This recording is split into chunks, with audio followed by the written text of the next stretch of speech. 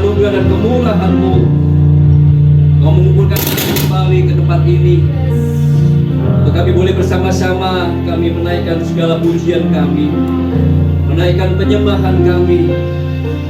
Biarlah kiranya itu ya Bapa boleh menyukakan dan menyenangkan hati-Mu.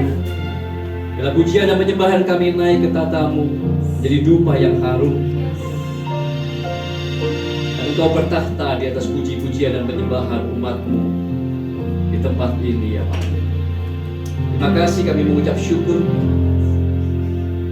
Saatnya untuk kami duduk diam, membuka hati kami, membuka telinga kami dan pikiran kami, untuk kami boleh rindu mendengarkan akan Bapa berbicara kepada kami. Bapa menyatakan apa yang menjadi isi hati Bapa, apa yang menjadi kehendak Bapa dan kerinduan Bapa untuk kami lakukan. Dan kami semuanya mengerjakannya di dalam kehidupan kami. Karena itu ya Bapa, berfirmanlah di tengah-tengah kami. Nyatakanlah isi hati-Mu. Urapi kami semuanya, agar kami semua ya Bapa boleh mengerti dan memahami akan isi hati Bapa. Dan oleh kekuatan Roh Kudus-Mu, kami boleh melakukan dan mengerjakannya dalam kehidupan kami. Urapi hamba-Mu ini yang Kau pakai sebagai alat-Mu.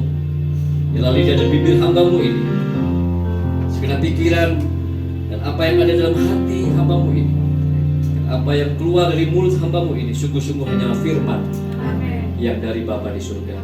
Dan kami semuanya juga hamba-Mu ini akan diberkati dan dikenyangkan oleh firman yang dari Bapa di surga. Kami siap untuk mendengarkan firman-Mu ya Bapa, dalam nama Tuhan Yesus Kristus. Haleluya. Amin. Amin. Silakan duduk Bapak Ibu Saudara. Oke. Nah, sebelum kita sama-sama mengambil bagian dalam perjamuan kudus, kita akan merenungkan sebagian daripada kebenaran firman Tuhan pagi ini, Bapak Ibu. Dan ini adalah satu kebenaran yang saya pikir kita semuanya patut atau seharusnya setiap orang Kristen untuk merenungkan, bukan cuma merenungkan, tapi juga kemudian mengerti, memahami, dan kemudian melakukannya di dalam kehidupan kita pribadi lepas pribadi, ya. Nah, ada dua hal yang kita sebagai orang Kristen harus pahami sebagai dasar. Ya, kalau kita itu Kristen, maka kita mesti tahu bahwa kekristenan itu bukan agama. Ya, jangan pernah ada di kepala kita, pikiran kita bahwa Kristen itu agama, bukan. Ya, Kristen itu agama oleh karena kita ada di dalam tata kelola, tata pemerintahan negara yang berdasarkan hukum. Ya, ada di dalam sebuah masyarakat budaya, sehingga kemudian disitulah kekristenan kemudian dibungkus atau dalam tanda kutip menjadi bentuk agama. Oke. Tetapi kita sebagai orang-orang Kristen, orang percaya di dalam Tuhan Yesus Kristus, kita harus memasukkan dalam hati pikiran kita, aku hidup di dalam kekristenan. Itu adalah sebuah jalan hidup di dalam Yesus Kristus. Nah, sebagai sebuah jalan hidup di dalam Yesus Kristus itu, maka kita mesti tahu bahwa di sana itu, di jalan yang sedang kita lalui itu, yang kita sedang berjalan di dalamnya itu, di dalam Yesus Kristus itu, ada rencana, ada maksud Allah Mengapa Ia, Allah itu kemudian memanggil kita, Ia memilih kita, memberikan kasih karunia kita di dalam Yesus Kristus. Kita mesti tahu bahwa di dalam jalan yang sedang aku jalani ini ada rencana dan kehendak Bapa yang akan tergenapi kalau kita itu bisa memahami dan kemudian bersedia. Bersedia itu berarti memberi diri, ya, untuk kemudian menjalani, melakukan apa yang menjadi rencana dan kehendak Bapa itu. Nah, persoalannya sekarang adalah banyak orang yang setiap minggu itu datang, ya, mendengarkan khotbah di gereja, tapi tidak pernah memahami apa rencana dan kehendak Bapa di dalam hidupnya. Nggak tahu, mungkin karena karena nggak pernah diajarkan oleh pengkhotbah atau pengajar yang berkhotbah di gereja tersebut. Mungkin bisa juga, ya, khotbahnya tentang hal-hal yang lain, tapi tidak pernah tentang yang namanya rencana dan kehendak Bapa di dalam kehidupan setiap orang percaya di dalam Yesus Kristus. Tapi khotbahnya bagus, khotbahnya menarik, khotbahnya menyenangkan, tapi nggak pernah mengajarkan apa yang menjadi rencana dan kehendak Bapa dalam kehidupan setiap orang percaya di dalam Yesus Kristus. Mungkin begitu, mungkin, ya. Tetapi mungkin juga pengkhotbahnya, pengajarnya, pendetanya sudah mengajarkan, sudah mengkhotbahkan rencana Bapa, kehendak Bapa dalam kehidupan setiap orang percaya. Tetapi yang mendengarkan, yang tidak pernah peduli, tidak pernah ambil pusing apa yang menjadi rencana dan kehendak Bapa. Di salah satunya, nggak tahu yang mana, ya. Oke. Tetapi yang jelas kalau orang percaya itu nggak pernah memahami, entahkah karena tidak pernah diajar atau karena dia tidak peduli, ya maka tentu saja tidak pernah akan terjadi orang tersebut kemudian memberi diri, bersedia kemudian untuk menjalani rencana dan kehendak Bapa di dalam hidupnya, dan kemudian kehendak Bapa itu tergenapi dalam hidupnya. Ya tidak mungkin, wis. Ya toh? Tidak mungkin. Maka ini hal yang perlu setiap kita itu ngerti.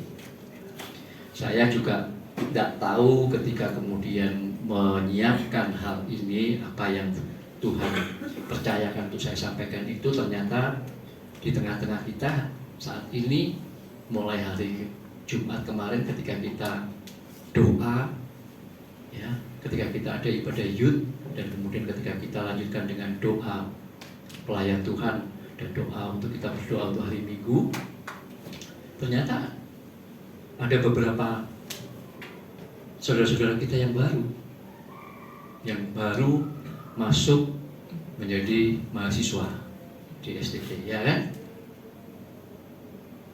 Nah, mereka mungkin baru lulus dari SMA, ada yang baru lulus dari SMK, dan kemudian sekarang mau masuk melanjutkan di STT, kuliah di STT. Maka khusus untuk saudara-saudara ini hal yang penting. Tapi ini tidak cuma penting untuk saudara-saudara yang baru itu, tapi juga untuk kita semua. Oke? Kita mesti pahami apa yang akan kita dengarkan, firman yang akan kita renungkan ini, ya.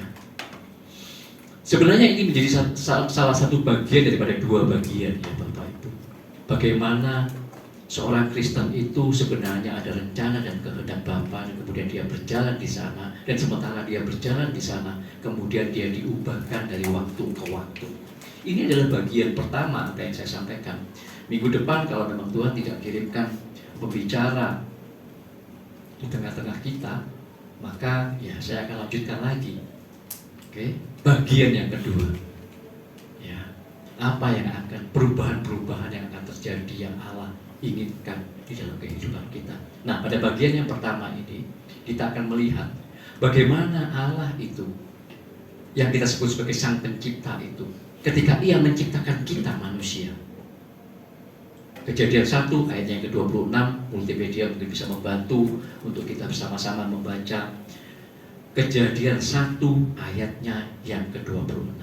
Nah, di sini Bapak Ibu bisa baca ya. Berfirmanlah Allah, baiklah kita menjadikan manusia menurut gambar dan rupa kita. Kemudian ada kata supaya. Kalau ada kata supaya, berarti itu punya tuh ada maksud. Supaya, gitu kan? Supaya manusia yang diciptakan segambar dan serupa dengan Allah itu berkuasa atas ikan-ikan di laut dan burung-burung di udara dan atas ternak dan atas seluruh bumi dan atas segala binatang melata yang merayap di bumi. Intinya, ketika Allah menciptakan kita manusia, dikatakan supaya manusia itu, kita itu berkuasa atas seluruh ciptaan Allah yang lain. Dengan kata lain, manusia itu diciptakan supaya menjadi mandatarisnya Allah.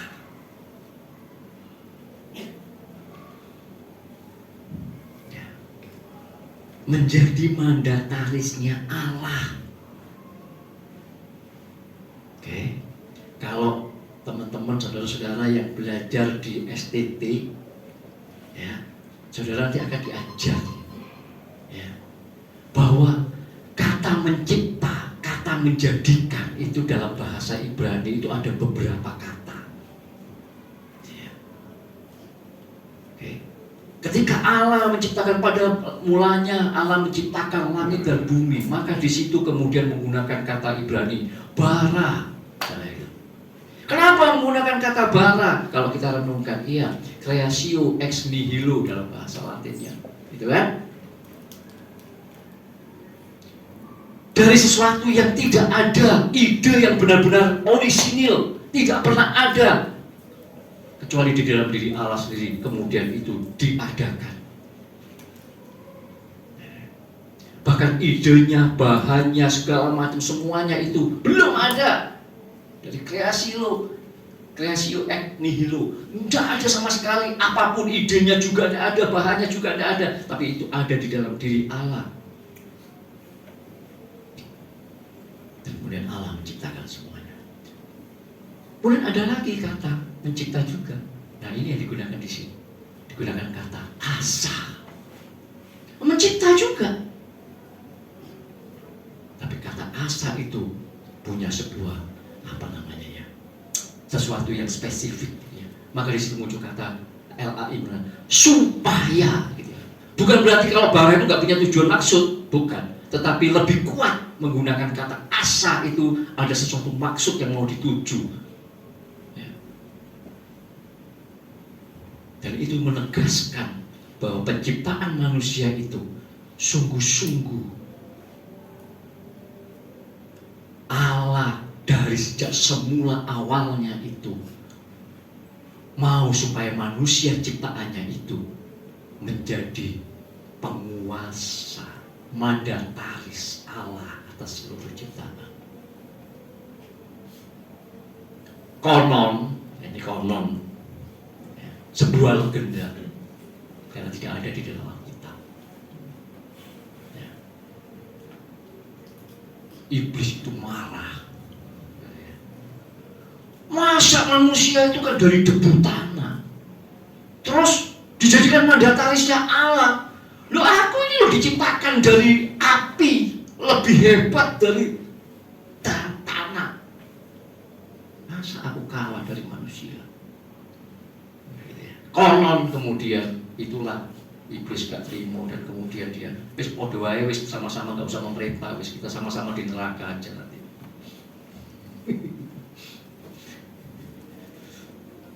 Konon gitu ya. Ini sedih ini kan Bapak Ibu Saudara. Tapi nanti nggak ada di Alkitab. Tapi ya itulah, nanti itu ceritanya berlanjut lagi ya. Nah itu.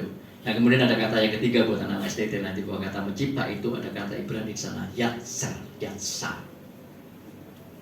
mencipta,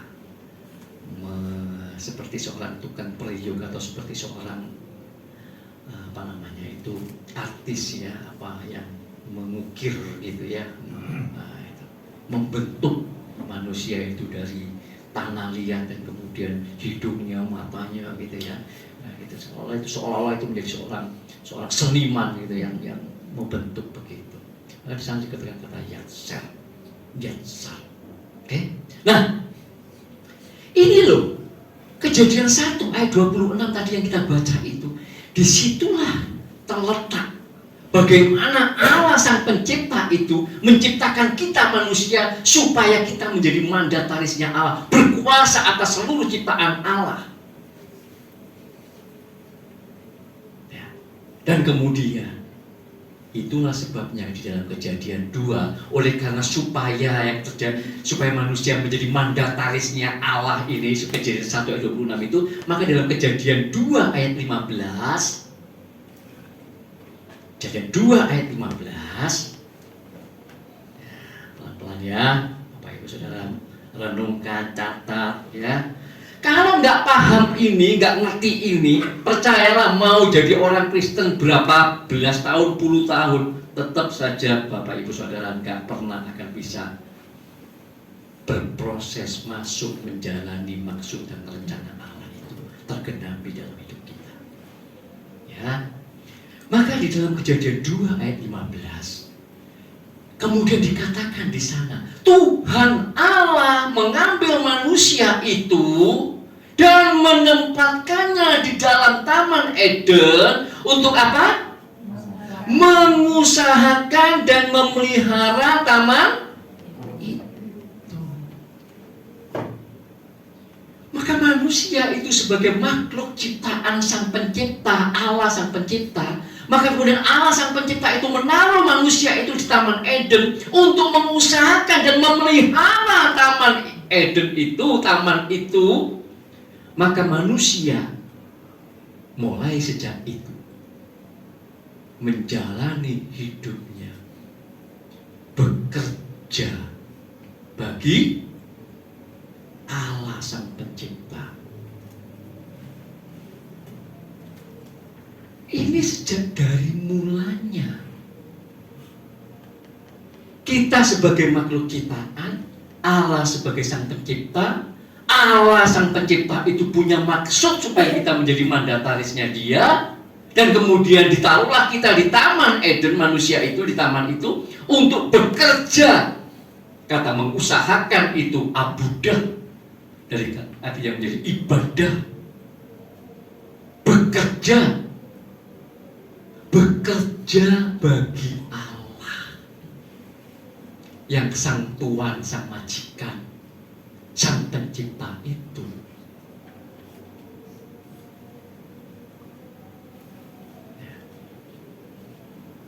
Oke. Maka di sini kita bisa menemukan manusia itu dari semula awalnya itu adalah teonomi. Saya ulang, manusia itu dari awalnya adalah teonomi. Apa itu teonomi? Hidupnya itu bekerja untuk kepentingan Allah Sang Pencipta.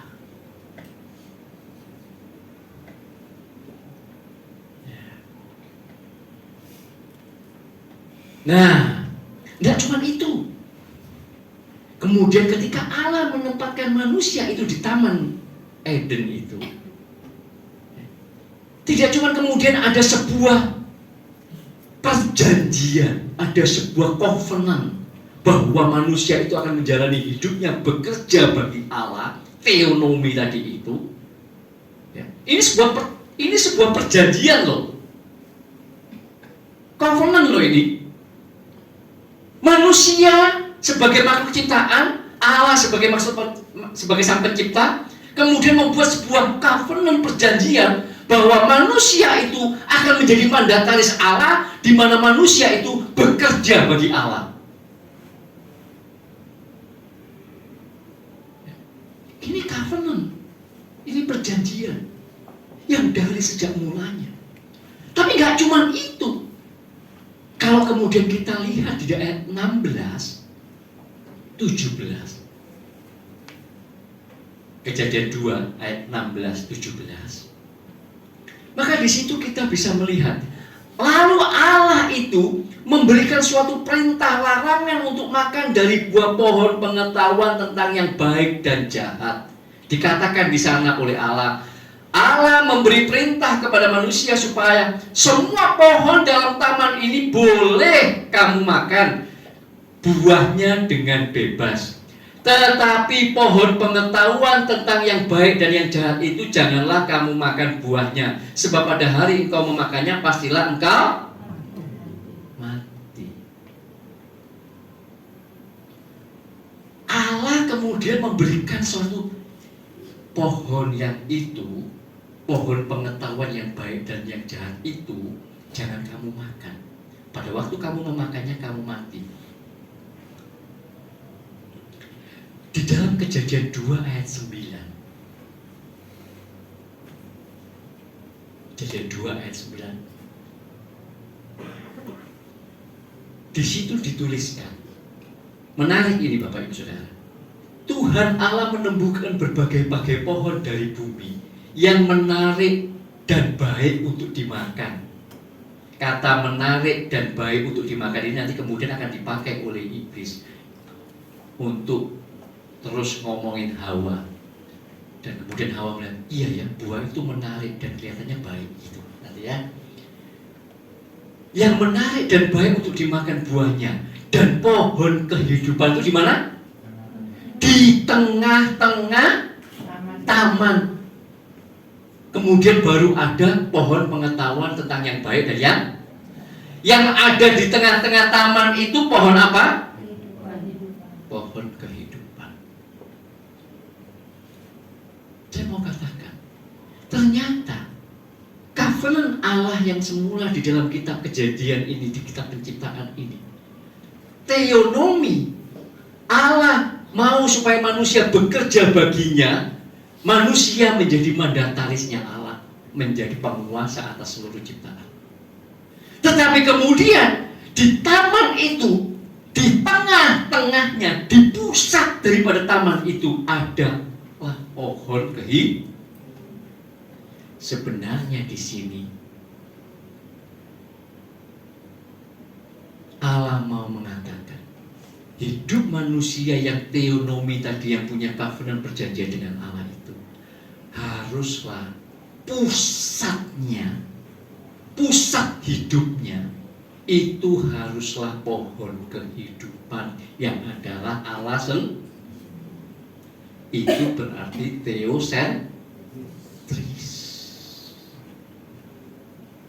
Hidup manusia yang punya covenant bekerja bagi Allah, teonomi, dan menjadi mandataris Allah, penguasa seluruh ciptaan, itu adalah hidup yang harus berpusat kepada Allah, sang kehidupan. Teosentris. Maka dari ayat-ayat ini Bapak Ibu Saudara, Alkitab ingin mengatakan kepada kita bahwa rencana dan kehendak Allah yang semula untuk kita manusia itu adalah manusia bekerja bagi Allah, teonomi, sehingga kemudian manusia itu akan menjadi mandataris Allah, penguasa seluruh ciptaan Allah, dan manusia hidup berpusat hanya kepada Allah, teosentris. Jadi teonomi dan teosentris ini menjadi rencana dan kehendak Allah sejak dari mulanya. supaya manusia menjadi mandatarisnya Allah.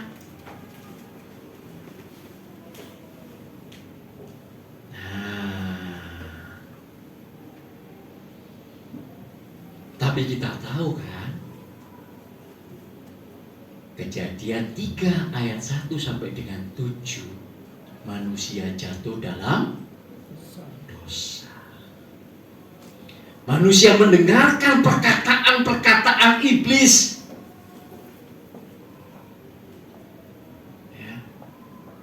Tidak lagi berpusat pada pohon kehidupan, tapi dia mulai mengambil apa yang kemudian Allah sudah katakan, jangan kamu memakannya. Buah dari pohon pengetahuan yang baik dan yang jahat itu, karena pada hari kamu memakannya kamu akan mati. Tapi manusia kemudian mendengarkan perkataan-perkataan iblis. Hawa melihat buah daripada pohon pengetahuan yang baik dan yang jahat itu, sepertinya dia kok baik.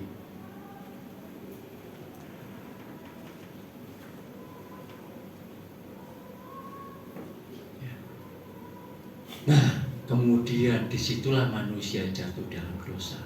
Dan sejak manusia jatuh dalam dosa, tahukah saudara akibat langsungnya? Loh, manusia gak mati, Pak?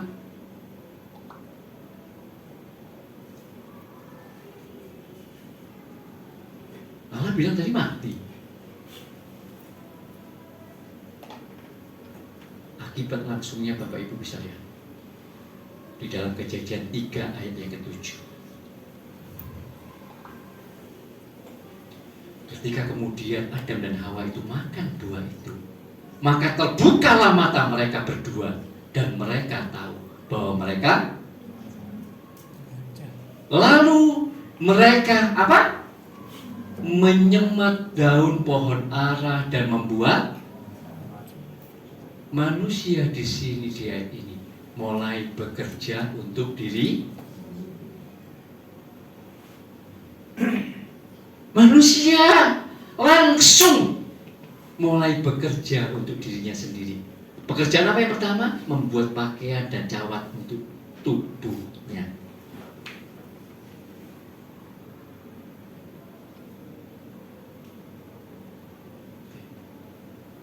Sejak ini manusia itu kemudian menjadi apa yang namanya bukan lagi teonomi, tetapi menjadi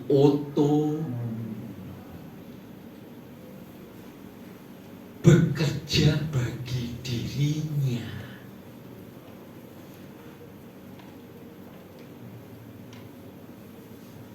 Nah, apakah cuma berhenti di situ?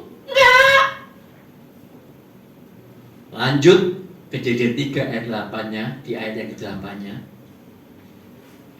sampai dengan nanti ayat 13 ya. Ketika mereka mendengar bunyi langkah Tuhan Allah yang berjalan dalam taman itu pada waktu hari sejuk. Jadi Allah itu ternyata di taman itu sebelum manusia jatuh dalam dosa, bahkan pada saat manusia ketika itu jatuh dalam dosa, Allah itu memang sudah terbiasa berjalan-jalan di taman itu. Ada dalam persekutuan bersama dengan manusia ciptaannya. Tetapi pada hari itu, pada hari Adam dan Hawa memakan buah daripada pengetahuan yang baik dan yang jahat yang sudah Allah katakan jangan kamu makan itu, maka kemudian bersembunyilah manusia dan istrinya itu terhadap Tuhan Allah di antara pohon-pohonan dalam taman. Tetapi Tuhan Allah memanggil manusia itu dan berfirman kepadanya, seolah-olah sepertinya kok Tuhan Allah itu nggak tahu aja gitu ya. Ini dia digambarkan seperti seolah Allah itu manusia gitu ya. Ya, dinarasikan gitu. Berfirman kepada, di manakah engkau hai Adam? Kemudian Adam menjawab, ketika aku mendengar bahwa engkau ada dalam taman ini, aku menjadi takut karena aku telanjang, sebab itu aku bersembunyi. Firman Allah, siapakah yang memberitahukan kepadamu bahwa engkau telanjang? Apakah engkau makan dari buah pohon yang kularang engkau makan itu? 12. Manusia itu menjawab, perempuan yang kamu tempatkan di sisiku, dia yang memberi aku buah pohon itu kepadaku. maka aku makan. 13. Kemudian berfirmanlah Tuhan Allah kepada Hawa, apakah yang telah kau perbuat ini? Jawab perempuan itu, ular itu yang memperdayakan aku, maka aku makan. Ayat 8 sampai dengan 13. Bapak Ibu sekalian, manusia yang tadinya berpusat kepada Allah, sekarang berpusat kepada dirinya sendiri.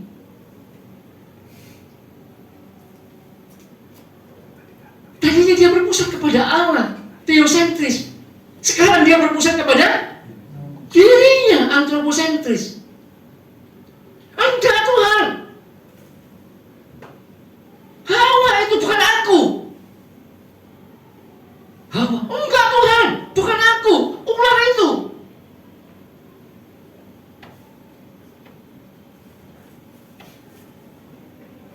Tadinya sebelum manusia jatuh dalam dosa, manusia itu teonomi dan teosentris. Sekarang, setelah manusia jatuh dalam dosa, manusia menjadi otonomi untuk dirinya sendiri dan antroposentris.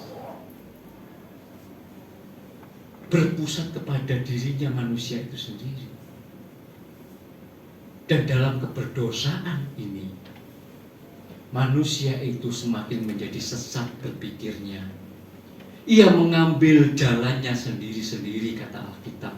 Manusia menjadi semakin tidak saja antroposentris, menjadi semakin self-centris, dan bahkan menjadi semakin ego.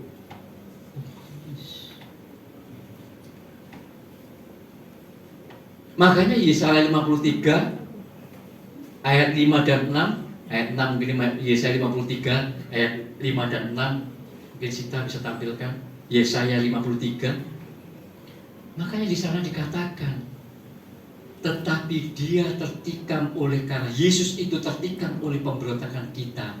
Kita akan nanti ambil bagian dalam perjamuan kudus. Dia diremukkan oleh karena kejahatan kita. Ganjaran yang mendatangkan keselamatan bagi kita ditimpakan kepadanya, dan oleh bulu-bulunya kita menjadi sembuh. 6. Karena kita sekalian sesat seperti domba, masing-masing mengambil jalannya sendiri. Manusia yang sudah jatuh dalam dosa itu, yang antroposentris itu, semakin menjadi self-centris, kemudian semakin menjadi egois karena cara berpikirnya yang tadinya berpusat kepada Allah, sekarang berpusat kepada dirinya, menjadi semakin sesat, mengambil jalannya sendiri-sendiri.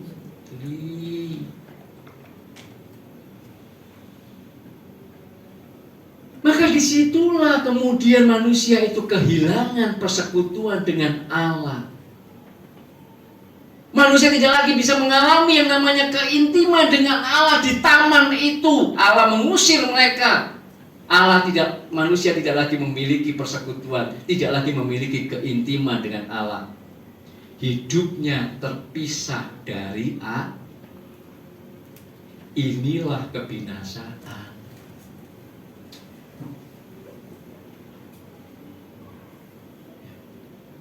Kematian jasmani tubuh kita itu dikubur, itu bukanlah suatu petaka.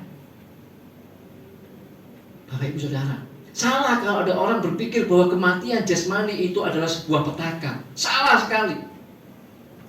Belum masuk Pak, iya. Coba bayangkan, kalau sampai sekiranya manusia yang berdosa ini,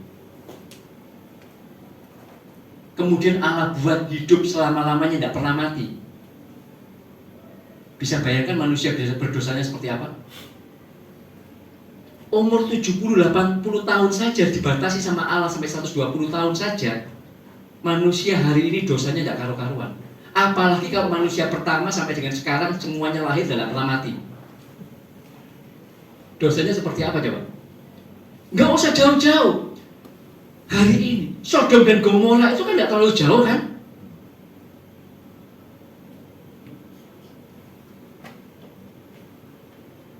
Dan sekarang Sodom dan Gomora itu orangnya nggak pernah mati terus sampai hari ini ada orang Sodom dan Gomora. Bisa bayangin dosa manusia itu kayak apa coba? Jadi kematian fisik ini bukanlah sebuah petaka sebenarnya, adalah sebuah berkat bagi kita orang percaya di dalam Tuhan Yesus Kristus yang mengerti akan kebenaran-kebenaran di dalam Alkitab.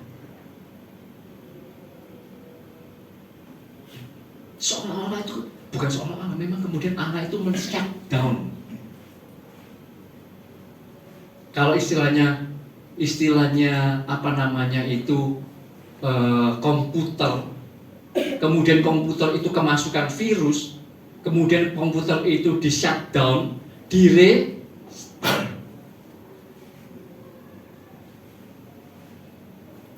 mirip begitu.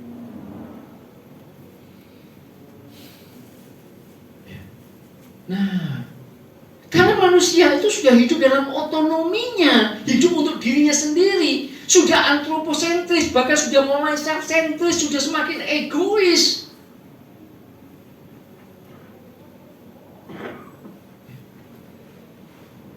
Disitulah Bapak Ibu Saudara, maka kemudian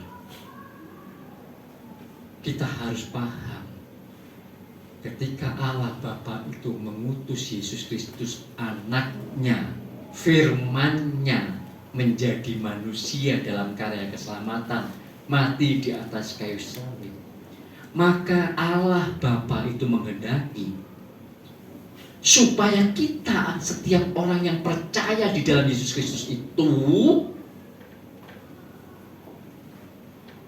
mulai mengalami sebuah perubahan, berbalik kembali kepada perjanjian covenant yang semula.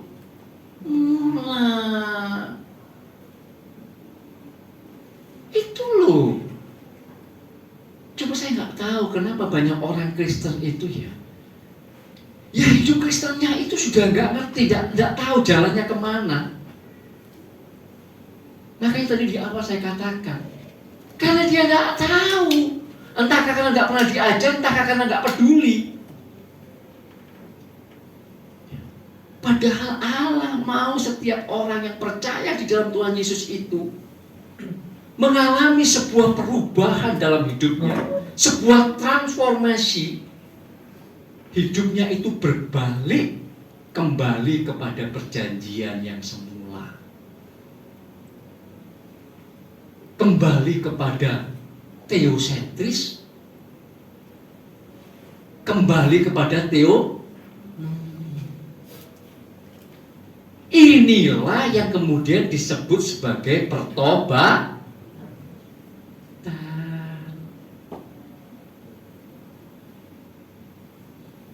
Karena kata bertobat itu dalam bahasa Ibraninya sub, apa artinya? Berputar. Tadinya mengarah begini, kemudian berputar. Tadinya berpusat kepada dirinya sendiri, kepada dunia ini, kemudian berputar, berbalik arah, kembali berpusat kepada Allah, kepada arahnya Allah. Itu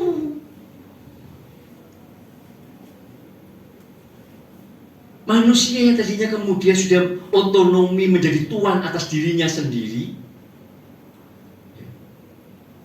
sekarang bekerja untuk dirinya sendiri, sekarang kembali berbalik arah kepada Allah Sang Penciptanya, kembali kepada covenant yang semula, supaya kemudian nanti tergenapi rencana Allah manusia yang di dalam Tuhan Yesus Kristus, orang-orang yang percaya di dalam Tuhan Yesus Kristus itu, yang mengalami pertobatan itu, yang berbalik arah itu, kembali menjadi teosentris dan teonomi itu, kembali menjadi mandataris kerajaan Allah.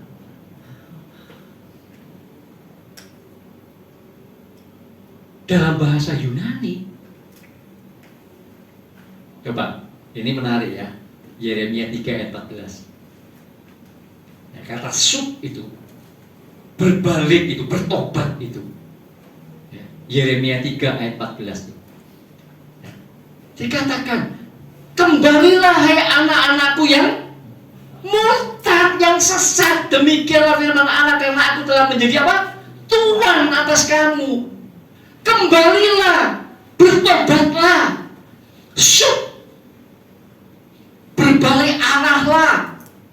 Kamu yang sudah anak manusia-manusia yang sesat itu, karena aku harus menjadi tuan atasmu. Kamu nggak boleh jadi tuan atas dirimu sendiri. Akulah tuan atas dirimu, karena akulah sang pencipta yang menciptakan kamu dengan tujuan supaya kamu nanti menjadi mandatarisku. Maka di situ menggunakan kata berbaliklah, kembalilah, berbalik kembali.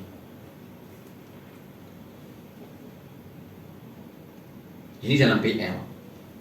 Dalam PB, Matius 4 ayat 17. Tuhan Yesus berkata begini dalam itu. Matius 4 ayat 17. Sejak waktu itulah Yesus memberitakan apa? Bertobatlah. Kata bertobat di sini menggunakan kata metano. Berubahlah cara berpikirmu. Berbaliklah dari cara berpikir yang salah, yang sesat.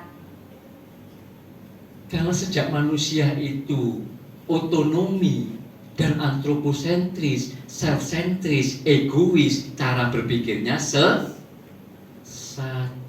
cara berpikirnya salah. Maka Tuhan Yesus berkata, bertobatlah, berubahlah cara berpikirmu, metanoia.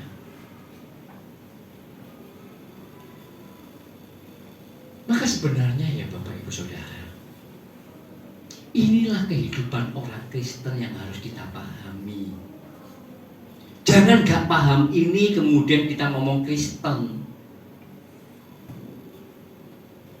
Maka kehidupanmu sebagai orang Kristen gak pernah akan tahu tujuan dan arahnya. Oke? Kalau kita mengerti, memahami ini, bahwa dari sejak semulanya penciptaan kita sebagai manusia, ini loh apa yang Allah kehendaki sejak dari semula sebagai sang pencipta itu dan kepada kita makhluk ciptaannya. Dan kemudian apa yang terjadi kemudian yang dicatat oleh Alkitab.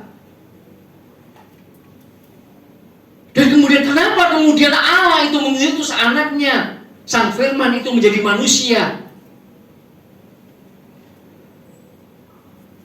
Dan Sang Firman yang menjadi manusia itu berkata dalam Yohanes 4 ayat 34. Ini adalah prinsip hidup setiap orang percaya. Seperti yang dikatakan oleh Sang Firman yang menjadi manusia itu Yesus Kristus. Bahwa makananku ialah melakukan kehendak Dia, Bapa yang mengutus aku, dan menyelesaikan pekerjaannya. Kembali kepada teosentris, kepada teonomi. Orang Kristen yang gak kembali kepada teonomi dan teosentris, dia mau jadi Kristen berapapun lama pun, sampai dia mati pun, dia tetap otonomi dan tetap antroposentris, self-centris, egois.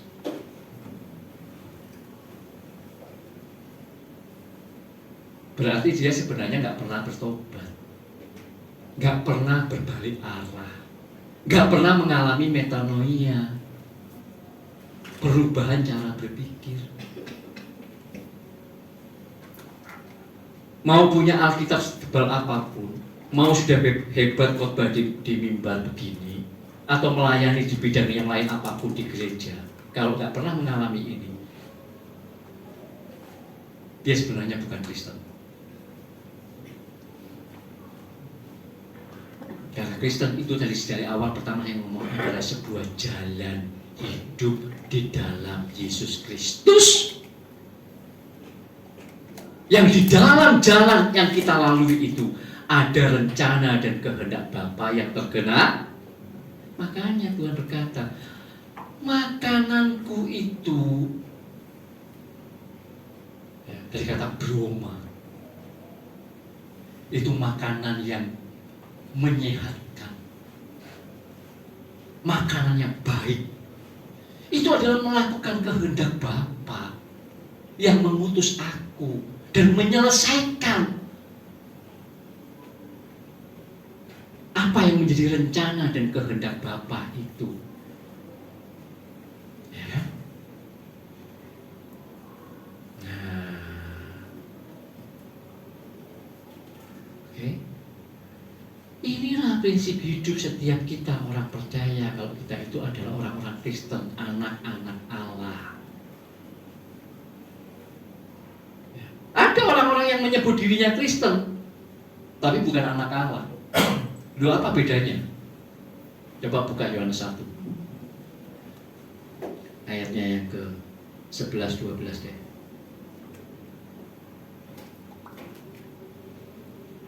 Yohanes 1 ayatnya yang ke 11. Dikatakan ketika anak Allah Sang Firman itu datang ke dunia dalam rupa daging, dalam menjadi manusia. Kemudian dikatakan, ia yang adalah Allah itu datang kepada milik kepunyaannya, tetapi orang-orang manusia yang sebenarnya kepunyaannya itu tidak menerimanya. Baru ayat 12 ngomong, tetapi semua manusia yang menerimanya diberinya kuasa supaya menjadi anak-anak. Nanti anak-anak Allah inilah yang akan di dalam Roma 8:17 di dalam Yesus Kristus menjadi ahli waris kerajaan surga. Itu nanti saya bahas bagian yang kedua kalau minggu depan nggak ada pembicaraan. Menerima apa? Menerima dia sebagai pemilik, menerima dia sebagai kurios, sebagai Tuhan, sebagai Tuhan, sebagai majikan. Kalau kita menerima dia sebagai Tuhan, sebagai majikan, maka kita kembali menjadikan dia sebagai hidup kita teonomi, bekerja bagi dia, teosentris, berpusat pada dia karena dia majikanku kok. Dia Tuanku, dia Tuhanku, kuriosku.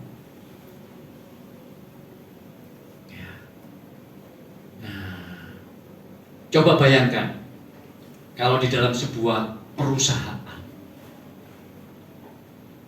ya, dalam konteks perusahaan, pabrik, ya, perusahaan, ada ownernya, ada pemiliknya, kemudian ada karyawan-karyawannya, oke? Terus kemudian ada sebagian karyawan itu enggak. Aku majikannya. Apa yang bilang majikannya pemilik? Coba bagaimana kalau ada karyawan modelnya begitu? Terus dia mau seenaknya aja, ya itu aku lah. Kerja mau jam berapa, wong aku tuannya kok. Aku majikannya, aku pemiliknya. Pemilik hidup, pemilik perusahaan ini. Aku mau datang jam berapa saat kalku, mau pulang jam berapa saat aku, mau kerja model apapun saat kalku gitu, semauku. Padahal ada ownernya, pemilik perusahaannya. Kira-kira karyawan model begitu diapakan? Jadi gak salah kalau kemudian nanti ada orang-orang yang dipecat. Kutip sama Tuhan gitu ya. Loh, dan memang mereka itu otonomi dan antroposentris kok, self-centris kok. Dia berpikir bahwa aku yang punya hidupku sendiri, aku milik-milikku sendiri, aku hanya bekerja untuk aku. Gak heran kalau ada orang-orang yang demikian itu nanti pada akhirnya akan dipecat oleh Tuhan. Jangankan begitu, sama perusahaan, orang pemilik perusahaan aja pasti dipecat kok. Ya kan? Nah,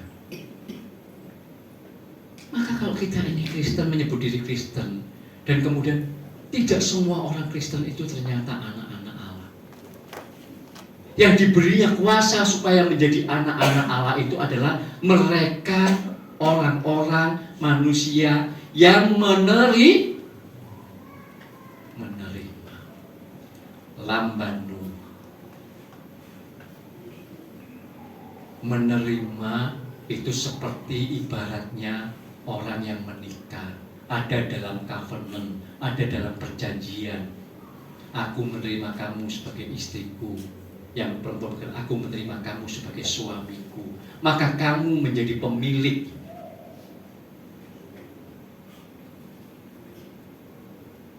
Aku menjadi milikmu, kamu menjadi milikku. Itu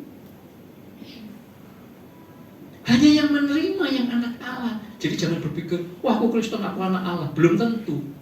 Siapa dulu Tuanmu? Siapa dulu yang menjadi majikan dalam hidupmu? Apakah engkau teonomi, teosentris, atau kamu ternyata hanya sekedar otonomi, bekerja bagi dirimu sendiri? Ya.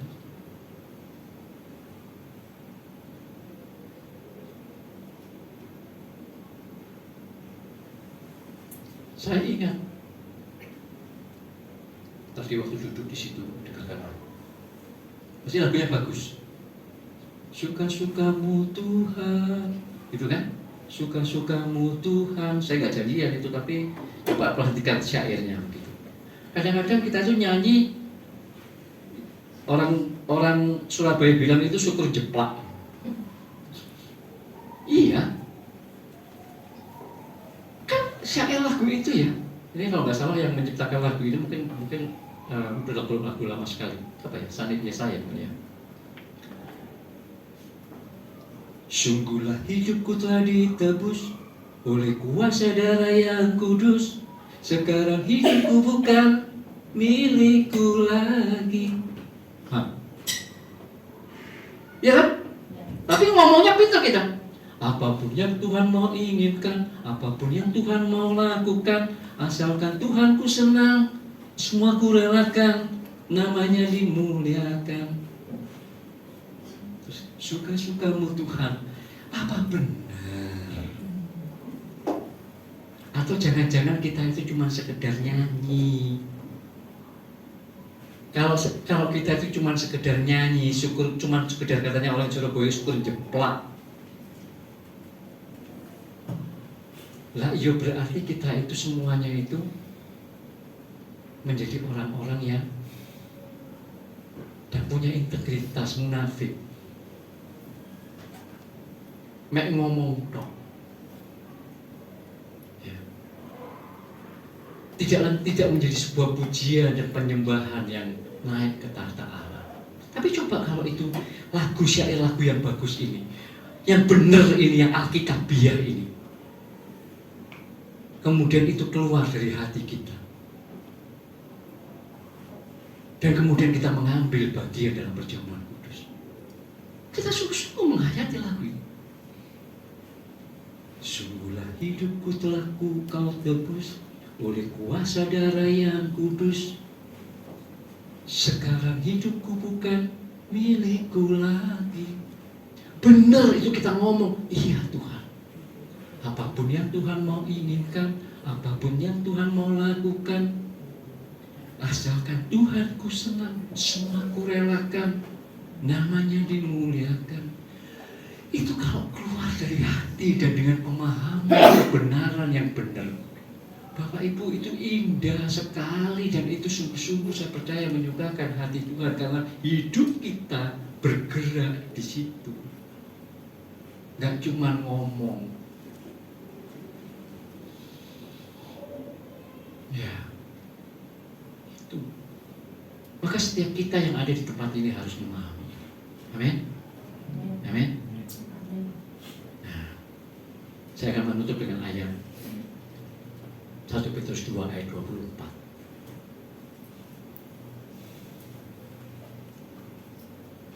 Kita yang sudah, manusia yang sudah jatuh dalam dosa, yang sudah tidak lagi teonomi dan teosentris, yang sudah menjadi otonomi dan antroposentris, self-centris dan egois itu, yang kemudian sesat berpikirnya, cara berpikirnya itu, ya, mengambil jalannya sendiri-sendiri. Maka 1 Petrus 2, Yesus Kristus Sang Firman yang mengambil rupa daging itu, Ia telah Ia sendiri telah memikul dosa kita di dalam tubuhnya di kayu salib, supaya kita, orang-orang yang percaya di dalam Yesus Kristus, yang menerima Dia sebagai Tuhan, sebagai majikan, sebagai kurios, orang-orang yang sudah berbalik arah, yang sudah syuk bertobat, yang sudah mengalami metanoia, disinilah kita, supaya kita yang telah mati terhadap dosa hidup untuk kebenaran. Oleh bilur-bilurnya kamu telah sembuh. Ayat 25 kita akan tahu di situ kita sembuh dari kesesatan kita. Sebab dahulu kamu sesat seperti domba yang mengambil jalannya sendiri-sendiri, di Yesaya 53 tadi, di Yeremia 3:14 tadi, yang Allah berkata, bertobatlah, berbaliklah, kembalilah. Tetapi sekarang kamu telah kembali kepada gembala dan pemelihara jiwamu, kepada pemilik dan pencipta, pemilik hidupmu dan sang penciptamu. Ini loh kekristenan itu. Ini loh ketika kita itu mengambil tubuh dan darah dalam perjamuan kudus, kita berkata, aku sudah sembuh Tuhan. Karena dulu aku menjadikan diriku sebagai Tuhan, aku bekerja untuk diriku sendiri. Tetapi sekarang oleh bilur-bilurmu, engkau yang sudah mati di atas kayu salib, memberikan tubuh dan darahmu, aku sembuh dari kesesatan-kesesatanmu. Amin. Aku sudah berbalik, tidak lagi menjadi Tuhan atas diriku, tapi engkaulah Tuhan dalam hidupku. Hidupku berpusat kepadamu, aku bekerja bagimu. Amin. Itu Bapak Ibu Saudara. Maka covenant perjanjian Allah yang semula itu dipulihkan di dalam hidup kita sebagai orang-orang Kristen, kita sebagai anak-anak Allah. Kita ini bukan cuma sekedar orang Kristen, kita ini anak-anak Allah. Kalau memang covenant itu, perjanjian yang semula itu sudah dipulihkan di dalam kita. Amin. Hari pemain musik, leader singer.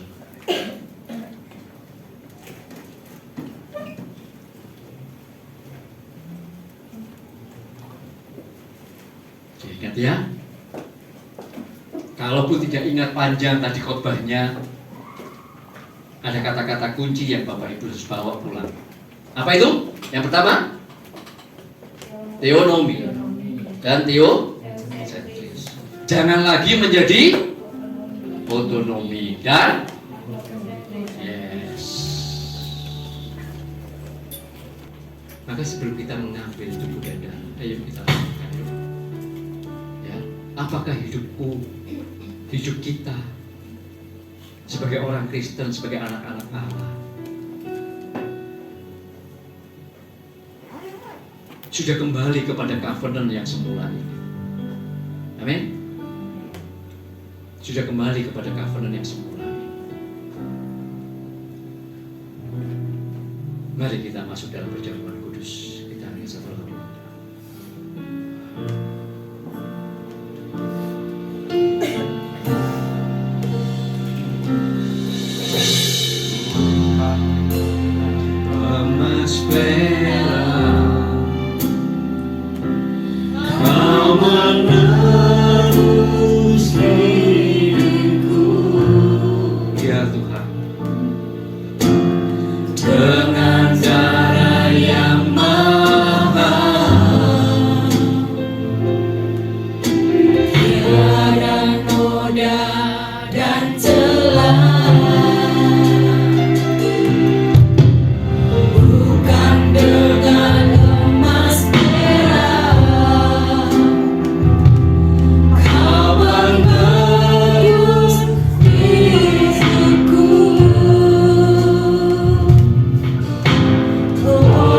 Segenap kasih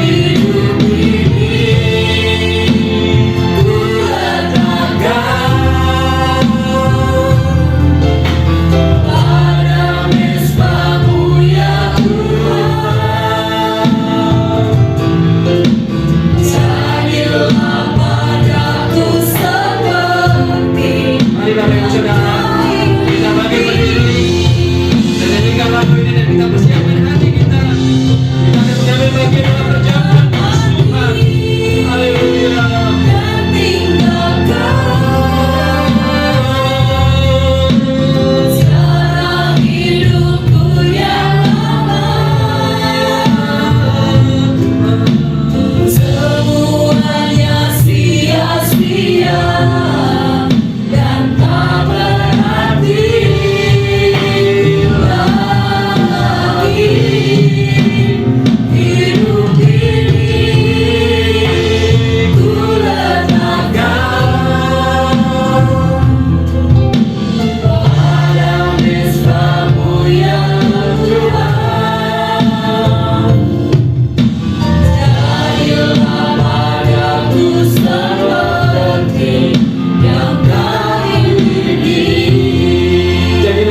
Seperti yang kau ingini, jadilah padaku seperti yang kau ingini. Sekali lagi kita katakan, jadilah padaku seperti yang kau ingini. Jadilah padaku seperti yang kau ingini.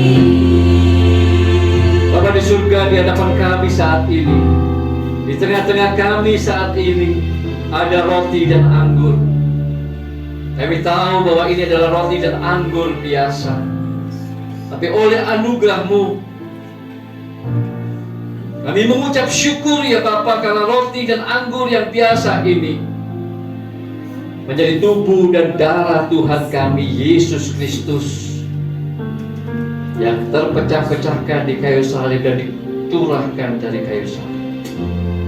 Terima kasih Bapa, Kau sudah melayakkan kami semuanya untuk mengambil bagian dalam perjamuan kudus Tuhan, makan tubuh Tuhan dan minum darah Tuhan, di dalam nama Tuhan Yesus Kristus.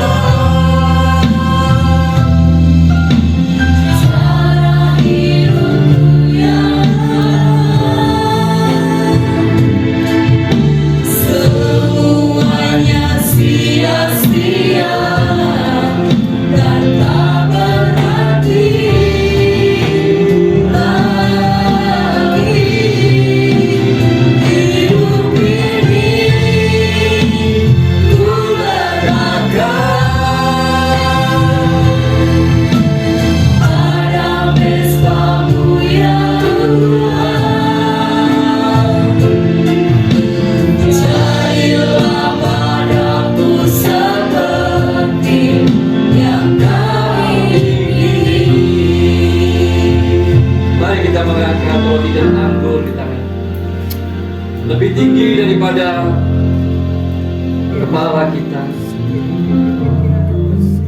Orang Bapa di surga, kami sungguh mengucap syukur Engkau sudah mendidikan dan menguduskan kami semua, sehingga kami layak untuk menerima perjamuan kudus Tuhan, makan dan minum roti dan anggur. tubuh dan darah Tuhan kami Yesus Kristus. Bapa, kami mengangkat roti dan anggur tinggi di atas kepala kami.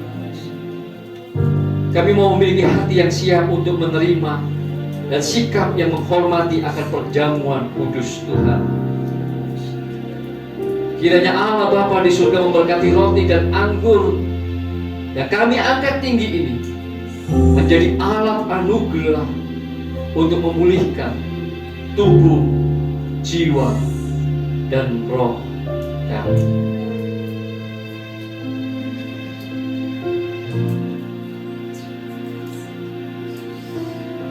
Mari kita mengangkat roti dengan tangan kita. Sebab apa yang telah kuteruskan kepadamu telah aku terima dari Tuhan, yaitu bahwa Tuhan Yesus pada malam waktu Ia diserahkan, Ia mengambil roti dan sesudah itu Ia mengucap syukur atasnya dan berkata, "Inilah tubuhku yang diserahkan bagi pengampunan dosa-dosamu. Perbuatlah ini sebagai peringatan akan aku." Bapak, Ibu, Saudara jemaat yang dikasihi Tuhan, percayakan kita bahwa roti yang kita angkat tinggi ini menuju kepada tubuh Yesus yang telah dipecah-pecahkan untuk pengampunan dosa kita. Amin. Makanlah dalam nama Tuhan Yesus Kristus.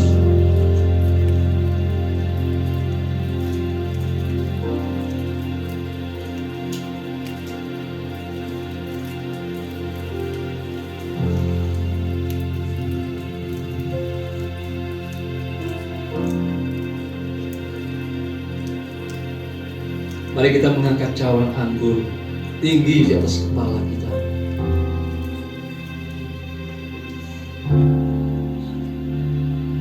Demikian juga Ia mengambil cawan sesudah makan, lalu berkata, "Cawan ini adalah perjanjian baru yang dimeteraikan oleh darahku. Perbuatlah ini setiap kali kamu meminumnya menjadi peringatan akan aku. Sebab setiap kali kamu makan roti ini dan minum cawan ini, kamu memberitakan kematian Tuhan sampai Ia datang." Bapak, Ibu, Saudara jemaat yang dikasihi Tuhan, percayakan saudara bahwa anggur yang kita angkat tinggi ini menuju kepada darah Yesus yang telah dicurahkan untuk penebusan dosa-dosa kita. Minumlah dalam nama Tuhan Yesus Kristus.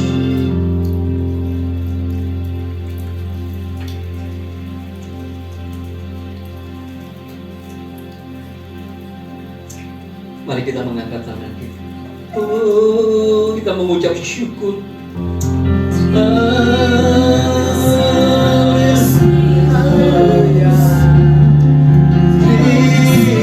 kasih Tuhan. Oh, kami mengucap syukur.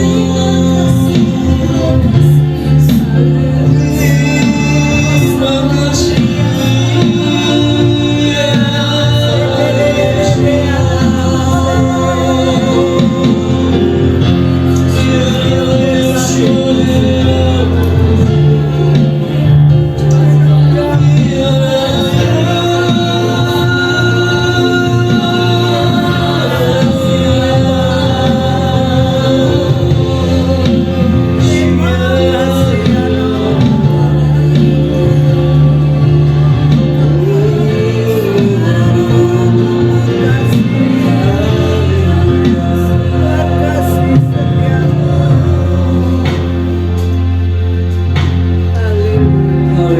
Haleluya, haleluya. Bapa di surga, kami mengucap syukur, kami terima kasih buat anugerah-Mu yang begitu besar bagi kami, terkhusus pada pagi hari ini. Engkau yang sudah melayakkan kami semuanya. Kami boleh makan dan minum akan tubuh dan darah Tuhan kami Yesus Kristus dalam perjamuan kudus.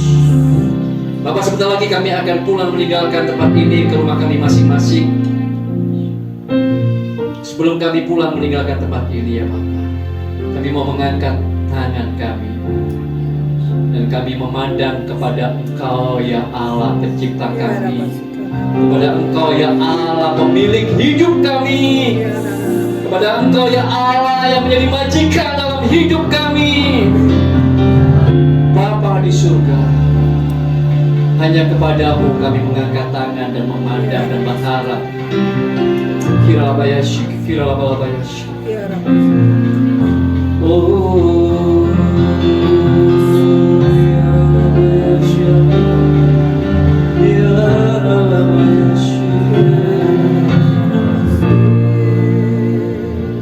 Jemaat Bethany Shalom Family yang dikasihi oleh Tuhan, saat ini terimalah berkat dan rahmat yang baru dari Bapa kita di surga. Anugerah yang terbaik turun dalam hidupmu, tercurah dalam keluargamu, dalam pekerjaanmu, dalam pelayananmu, dan dalam seluruh kehidupanmu. Anugerah yang dari Bapa di surga, yang terbaik dari Bapa itu senantiasa menyertai. Kasih-Nya yang sempurna di dalam Tuhan Yesus Kristus dan persekutuan di dalam Roh Kudus, itulah yang akan menyertai kau, menuntun, membimbing dan memimpinmu dan menghiburkanmu di sepanjang jalan hidupmu, mulai siang hari ini bahkan sampai Maranatha Tuhan Yesus datang kembali, bahkan sampai selama-lamanya. Kita semuanya adalah anak-anak Bapa di surga yang berhasil menggenapi akan rencana dan kehendak Bapa dalam hidup kita, di dalam nama Tuhan Yesus Kristus. Semua kita yang sudah diberkati dan percaya, sama-sama kita katakan amin. Tuhan Yesus memberkati. Selamat hari.